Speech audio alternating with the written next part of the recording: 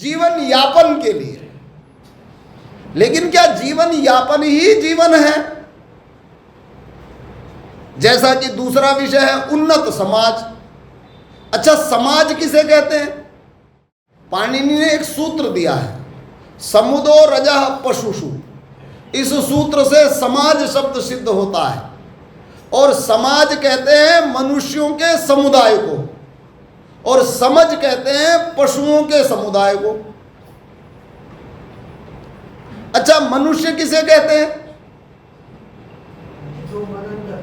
हाँ ठीक है, जो मनन पूर्वक कार्य करता है, जो सोच विचार करके काम करता है, उसी को मनुष्य कहते हैं। अच्छा, अब हम कहते हैं जी हमारी जनसंख्या बढ़ गई, जनसंख्या बढ़ गई, 140 करोड़ हो गई। क्या इनमें मनुष्यों की जनसंख्या बढ़ी है क्या? बोलो जी। ये तो मनुष्य रूपधारी हैं, मनुष्य नहीं है। अगर ये सब मनुष्य होते तो वेद को ये थोड़े कहना पड़ता मनुर्भव, मनुष्य बनो। भव का मतलब हो, बनो। अगर मनुष्य होते तो बनने का आदेश क्यों देता ईश्वर? इसका तात्पर्य है कि हमारे जैसे हुलिया वाला, प्रत्येक दिखने वाला प्रत्येक प्राणी मनुष्य हो, यह आवश्यक नहीं है। तो पहले तो मनुष्य हो, और वो मनुष्य कैसा हो? समुदाय में हो। संगठन, और समुदाय को ही कहते हैं संगठन। और संगठन में क्या होता है? संगठन में परतंत्रता होती है, अर्थात नियमबद्ध जीवन जीना पड़ता है। और इसीलिए लोग संगठन से भागते हैं। क्यों भागते हैं? क्योंकि वे स्वच्छंद जीना चाहते हैं, मनमानी जीना चाहते हैं। वो आजकल आपने एक नारा सुना होगा, जेएनयू के स्टूडेंट बहुत बार दिल्ली में घूमते हुए लगाते हैं, बोले हम क्या खाएं हमारी मर्जी, हम क्या पहने हमारी मर्जी, हम कैसे जिए हमारी मर्जी, हमें चाहिए आज़ादी। इनको यही पता नहीं आज़ादी किसे कहते हैं, आज़ादी होती क्या है, स्वतंत्रता कहते किसको है। इस दृष्टि से जब हम देखते हैं तो उन्नत समाज का अर्थ क्या है? उन्नत समाज का सीधा सीधा अर्थ है आर्य समाज। क्या अर्थ है जी? और पूरे संसार में आप मोबाइल की लाइट जलाकर घूम जाओ, और या तो पूर्ण प्रकाश में घूम जाओ, आपको कोई समाज, उन्नत समाज मिलने वाला नहीं है। यह हम दावा करते हैं, आप खोज के हमें बता दीजिए। जो बुद्धिपूर्वक विचार करता हो, सोचता हो, सोच करके जीवन को उस रूप में ढालता हो, उस पर चलता हो। यदि हम नहीं चल रहे तो हमारा दोष है, समाज का नहीं। आर्य समाज उसी का नाम है जो इस संसार में सबसे उन्नत समाज है। और उन्नत समाज बनाने का उपाय क्या है? उन्नत समाज बनाने का उपाय है आर्य बनाना, आर्या बनाना। यदि हम किसी को आर्य बना रहे हैं तो उन्नति की तरफ ले जा रहे हैं। यदि हम किसी महिला को आर्या बना रहे हैं तो उन्नति की तरफ ले जा रहे हैं, क्योंकि उन्नति के सारे स्रोत यहीं खुलते हैं। आज लोग बहुत समस्याएं गिनाते हैं संसार में। कोई कहता है जी गो रक्षा करनी है, कोई कहता है पर्यावरण की रक्षा करनी है, कोई कहता है मानव जीवन मूल्यों की रक्षा करनी है, कोई मानव क्या बना हुआ है, मानवाधिकार आयोग बना हुआ है। लेकिन इन सब का समाधान किसके पास है? ठीक है कि नास्तिक मानने जाने वाले लोग भी आधुनिक टेक्निकल उद्योग प्रगति कर सकते हैं, तकनीकी उन्नति कर सकते हैं, लेकिन जीवन मूल्यों की उन्नति, धर्म की उन्नति, उन शाश्वत सिद्धांतों की उन्नति इस आर्य समाज को छोड़ करके कहीं मिलने वाली नहीं है, कहीं होने वाली नहीं है। और इसलिए साफ साफ समझ लीजिए, आप जिसके जीवन में उन्नति देखना चाहते हो, जिसका भविष्य समुज्ज्वल देखना चाहते हो, उसे आपको क्या बनाना होगा? आवाज बहुत धीमी आ रही है। इतनी धीमी आवाज में नहीं बनेगा वो आर्य, क्योंकि आप जानते हो सारे देश में सुबेरे भी माइक बजता है, दिन में भी बजता है। यूपी वालों ने कम कर दी उसकी आवाज और नहीं कर पाए, और वो 5 बार एक ही आवाज चिल्लाता है, क्या? अल्लाह हो अकबर। कहता है अल्लाह से बड़ा महान इस दुनिया में कोई नहीं है। तो आर्य समाजियों ने भी उसका अर्थ लगाया, बोले देखो कितनी अच्छी बात कह रहे हैं, पॉजिटिव बनो।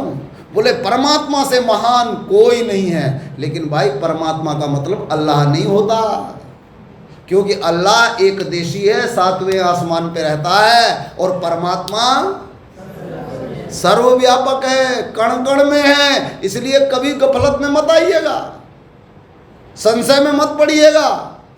साफ साफ समझ लीजिए कि हमें तेज से ओज से बोलना भी होना चाहिए, और इसलिए हम लोग एक नारा लगाते हैं, जय आर्य और जय आर्यावर्त। तो एक बड़े सांसद हैं, नेता, वो एक बार मिले और हमारे किसी कार्यक्रम में गए हुए थे, उन्होंने ये नारा सुन लिया, और उसके बाद जब मिले तो कहने लगे, भाई मुझे तुम्हारे नारे से बड़ी डर लगता है। मैंने कहा क्यों? तुम्हें क्यों डर लगता है इससे?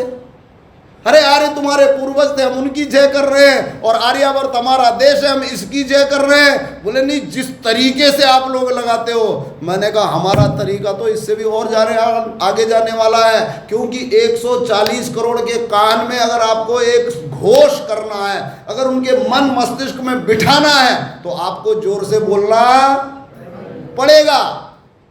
तो बताओ क्या बनाने में हमारे समाज की उन्नति है, क्या बनाने में हमारे जीवन का सुख है? आर्य और आर्या। हम कहते हैं यदि 5 वर्ष का बालक भी आपके घर में है, 5 वर्ष की बालिका भी आपके घर में है, तो उसे भी क्या होना चाहिए? आर्य होना चाहिए, उसे भी आर्या होना चाहिए, उसे भी 2 समय संध्या अवश्य करनी आनी चाहिए।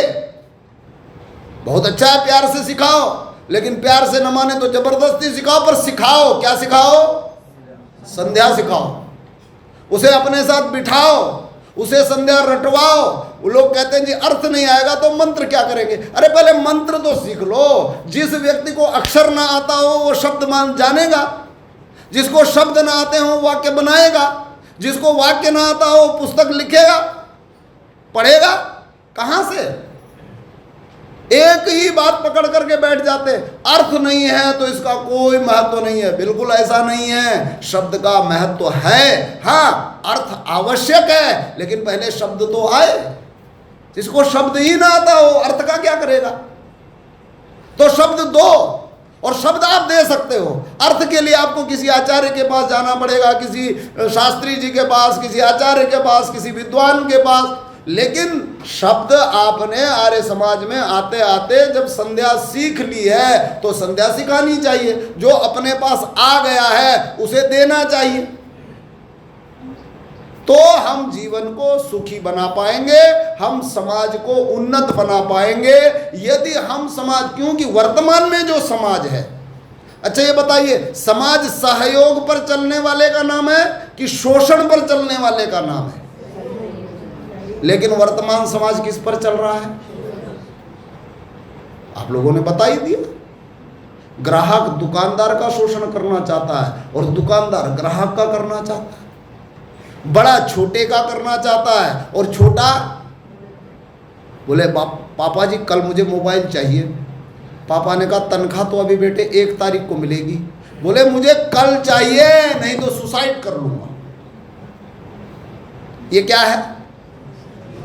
शोषण है बेचारे का।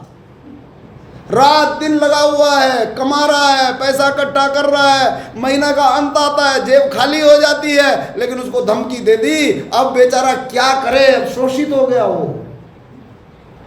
ऐसे शोषण पति पत्नी का कर रही है, पति पत्नी का कर रहा है। बोले यदि मेरी बात नहीं मानी गई तो लगा दूंगी दहेज का मुकदमा। ये क्या है? शोषण ही तो है, और क्या है? जबकि उसने बेचारे ने कभी सपने में भी नहीं कहा कि तुमने दहेज नहीं लाया। और दूसरी तरफ जिन्होंने कहा वहां जो हैं उनको मुकदमा करने की हिम्मत नहीं होती, इतनी भयभीत हो जाते हैं। फिर उनका शोषण, तो कहीं पुरुष नारी का शोषण, कहीं नारी पुरुष का शोषण, कहीं परिवार का शोषण, कहीं छोटे का शोषण, कहीं बड़े का शोषण। सारा समाज इस समय बाजारवादी व्यवस्था के कारण शोषण का शिकार हो चुका है। लेकिन समाज शोषण से नहीं चलता है, समाज चलता है किससे? सहयोग से। और इसलिए जब पहले हम लोग गांवों में रहते थे, किसान के खेत में फसल है, सब्जी है, आप निकल रहे हैं, क्या उसने कभी रुपए मांगे आपसे? कभी तोल के दिया? बल्कि उसने बड़े स्वागत सत्कार के साथ आपको बोल के दिया, लो जी ले जाओ। ये समाज के अवशिष्ट चिन्ह हैं जो कहीं कहीं टिमटिमा रहे हैं, थोड़े बचे हुए हैं। जहां व्यक्ति एक दूसरे के साथ मिलकर चलना चाहता है, जहां व्यक्ति एक दूसरे का सहयोग करना चाहता है, वो समाज है। और जहां एक दूसरे का शोषण करना चाहता है, वो समाज नहीं है, वो समझ है। तो इस समाज को बनाना होगा, और समाज होगा तो उन्नतिशील ही होगा। लेकिन वो समाज कौन सा समाज होगा? बोलो जी, आर्य समाज होगा। और अंत में उन्नत राष्ट्र की बात है कि वैभवशाली राष्ट्र। तो जो वैभवशाली है वो राष्ट्र है, और जो राष्ट्र है वो वैभवशाली है। राष्ट्र सबके साथ वैभवशाली जोड़ने की आवश्यकता नहीं है। क्यों? क्योंकि राष्ट्र शब्द बनता है राज्री दीप्तो धातु से। कहते हैं जहाँ विद्या समुन्नत है, जहाँ बल समुन्नत है, जहाँ बल का प्रकाश है, विद्या का प्रकाश है, धर्म का प्रकाश है, कानून का प्रकाश है, नियमों का प्रकाश है, वही राष्ट्र है। और हम तो वैदिक काल से अर्थात सृष्टि के प्रारंभ से राष्ट्र रहे हैं, लेकिन वर्तमान में नहीं है। वर्तमान में हम एकमात्र देश है। राष्ट्र बना सकते हैं, लेकिन बनाने के लिए आर्य चाहिए, आर्या चाहिए। ये आर्य ही राष्ट्र बना सकते हैं, और किसी के बस की बात नहीं है। और राष्ट्र बनेगा तो वैभवशाली होगा, और राष्ट्र नहीं होगा तो वैभव का तो दिखावा मात्र होगा। उस वैभव में शांति नहीं होगी, उस वैभव में सुख नहीं होगा। आइए हम सब उसके लिए प्रयास करें, उसको बनाएं।